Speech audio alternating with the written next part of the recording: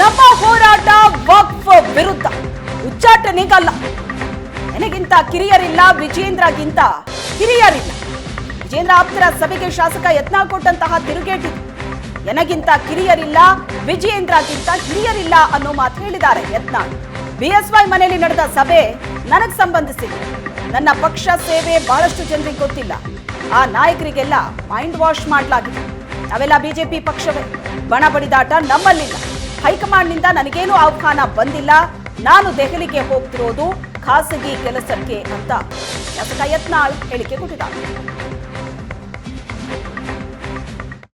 ರಾಜ್ಯ ಬಿಜೆಪಿಯಲ್ಲಿ ಬಣ ಬಡಿದಾಟ ಜೋರಾಗ್ತಿರುವಂಥದ್ದು. ಒಂದಿದೆ ವಿಜೇಂದ್ರ ವಿರುದ್ಧ ಯತ್ನಾಳ್ ಅವರು ಹರಿ ಹಾಯ್ತಿದ್ರೆ, ಮತ್ತೊಂದೆಡೆ ಯತ್ನಾಳ್ ಅವರನ್ನ ಉಚ್ಚಾಟನೆ ಮಾಡಬೇಕು ಅನ್ನುವಂತಹ ಕೂಗು ಕೂಡ ಸಾಕಷ್ಟು ಪ್ರಮಾಣದಲ್ಲಿ ವ್ಯಕ್ತವಾಗ್ತಿರುವಂಥದ್ದು. ಈ ಬಗ್ಗೆ ಮಾತ್ರ ನಿಮ್ಮ ಜೊತೆಗೆ ಶಾಸಕ ಬಸನಗೌಡ ಪಾಟೀಲ್ ಯತ್ನಾಳ್ ಅವರು ಇದ್ದಾರೆ, ಅವ್ರನ್ನ ಮಾತಾಡ್ಸೋಣ. ಸರ್, ಈಗ ಬಿಜೆಪಿಯ ಹಿರಿಯ ನಾಯಕರು, ನಿಮ್ಮನ್ನು ಉಚ್ಚಾಟನೆ ಮಾಡಬೇಕಂತೇಳಿ ಭಾಳಷ್ಟು ನಾಯಕರು ಕೂಡ ಸಭೆಗಳನ್ನು ಮಾಡ್ತಿದ್ದಾರೆ. ಇವತ್ತು ಕೂಡ ಯಡಿಯೂರಪ್ಪನವ್ರ ಮನೆಯಲ್ಲಿ ಸಭೆ ಆಗಿದೆ. ಇದಕ್ಕೆ ನಿಮ್ಮ ಮೊದಲ ಪ್ರತಿಕ್ರಿಯೆ? ನಮ್ದೇನೂ ಪ್ರತಿಕ್ರಿಯೆನೇ ಇಲ್ಲ. ಅದ್ರ ಬಗ್ಗೆ ನಾವು ಯಾವ ಪ್ರತಿಕ್ರಿಯೆನೂ ಕೊಡೋದಿಲ್ಲ. ಯಾಕಂದ್ರೆ ಅದು ನಮಗೆ ಸಂಬಂಧಪಟ್ಟಿದ್ದಲ್ಲ. ನಮ್ಮ ಹೋರಾಟ ಇರೋದು ವಕಫ್ ವಿರುದ್ಧ ಹೋರಾಟ ಹೊರತು ಈ ಉಚ್ಚಾಟನೆ ಪಚ್ಚಾಟನೆ ಹೋರಾಟ ಅಲ್ಲ. ಯಾರು ಯತ್ನಾಳ್ ಅವರು ನಿನ್ನೆ ಬಿಜೆಪಿ ಸೇರಿದವರಲ್ಲ, ಭಾಳ ವರ್ಷದಿಂದ ಬಿಜೆಪಿಯಲ್ಲಿದ್ದಾರೆ. ಬಿಜೆಪಿ ಸಿದ್ಧಾಂತಕ್ಕೆ ಹೊಂದ್ಕೊಂಡಿದ್ದಾರೆ, ಒಪ್ಕೊಂಡಿದ್ದಾರೆ. ನೋಡಿ, ಈಗ ಕೆಲವು ಮಂದಿಗೆ ಪಾಪ ಅವ್ರಿಗೆ ಗುರುತಿರೋದಿಲ್ಲ.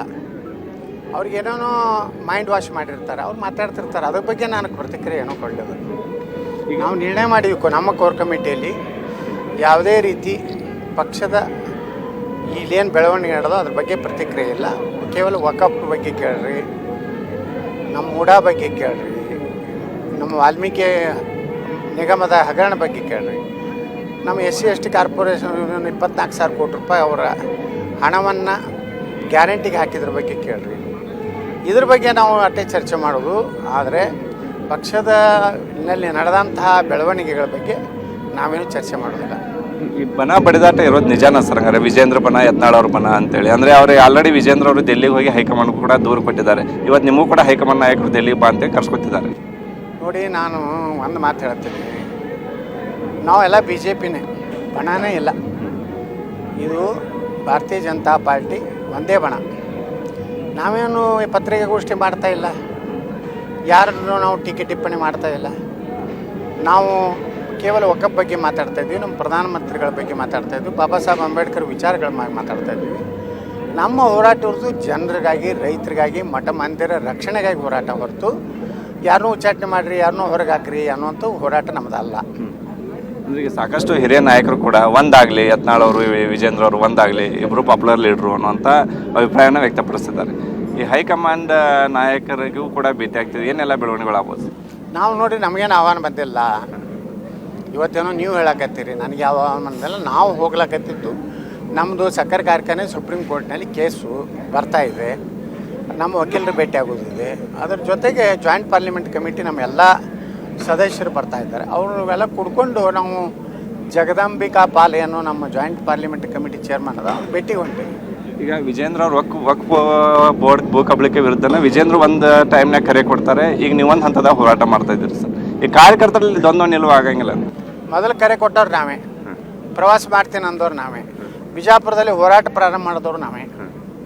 ಎಲ್ಲದಕ್ಕೂ ಮೊದಲಿಗರು ನಾವು ಇದೀವಿ. ನಾವು ಮತ್ತೊಬ್ಬರು ಕಾಪಿ ಮಾಡಿಲ್ಲ. ಅಂದ್ರೆ ರಾಜ್ಯಾಧ್ಯಕ್ಷರು ಅವರಲ್ಲ ಸರ್, ನಿಮ್ಮ ಪಾರ್ಟಿ ಇದು ವಕಫ್ ಒಂದು ಪಕ್ಷಕ್ಕೆ ಸೀಮಿತ ಇಲ್ರಿದು. ಸಮಸ್ತ ಭಾರತಕ್ಕೆ ಸಂಬಂಧಪಟ್ಟಂಥದ್ದು. ಸಮಸ್ತ ಕರ್ನಾಟಕದ ರೈತರು, ಬಡವರು, ದಲಿತರ ಜಮೀನು ಇವತ್ತು ವಕಫ್ ಮಾಡಿದ್ದಾರೆ. ಅದರ ವಿರುದ್ಧ ಹೋರಾಟ ಹೊರತು ನಾವೇನು BJP ವಿರುದ್ಧ ಹೋರಾಟ ಅಲ್ಲ. ನಮ್ಮ ಹೋರಾಟ ಇರೋದು ಈಗ ತಿದ್ದುಪಡಿ ಅಂತ ತರ್ತಾ ಇದ್ದಾರೆ ಪ್ರಧಾನಮಂತ್ರಿ ಮೋದಿಯವರು. ಅದಕ್ಕೆ ಒಂದು ಬಲ ಕೊಡುವಂಥ ಹೋರಾಟವೇ ಹೊರತು ನಾವು ಎಲ್ಲಿನೂ ಸಹ ಪಕ್ಷ ವಿರೋಧಿ ಚಟುವಟಿಕೆ ಮಾಡಿಲ್ಲ.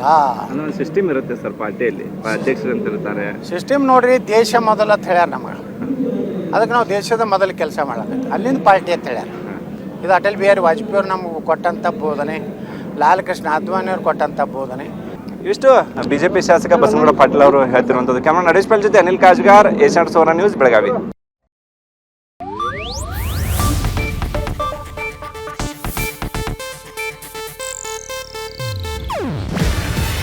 ಇದು ಏಷ್ಯಾನೆಟ್ ನ್ಯೂಸ್ ನೆಟ್ವರ್ಕ್ ಪ್ರಸ್ತುತಿ. ನೀವು ನೋಡ್ತಿದ್ದೀರಾ ಏಷ್ಯಾ ನೆಟ್ ಸುವರ್ಣ ನ್ಯೂಸ್.